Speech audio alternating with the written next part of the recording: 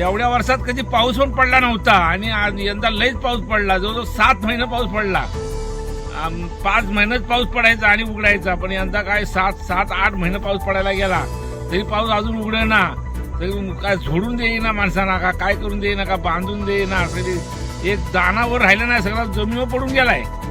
काय शेतकरी खाणार हो? अगदी भातात झोडून टाकलं तसंच पेंडा पडलाय भातात ना. तो सुकून तो गुरं खाईत नाही आणि भात पण लई भिजलं, भात पण माणसं खाऊ शकत नाही. अशी सगळी तारा होऊन बसली माणसांची.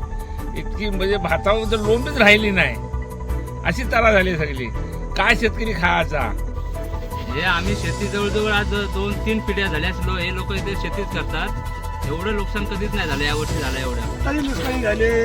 जनावरांनी घल्ली, माकडांनी, डुकरांनी सगळं भात खाऊन शेणी सगळी लोळवून टाकली. आम्ही काय खायचं? आणि पावसाने गेलं. पावसाने काय ते पहिलं फुल दुखलंच. पावसाने भाताच्या लोणचं ते फुल दुखूनच गेलं. पण त्यातनी आणि काहीतरी झालं असं जनावरांनी खाऊन टाकलं.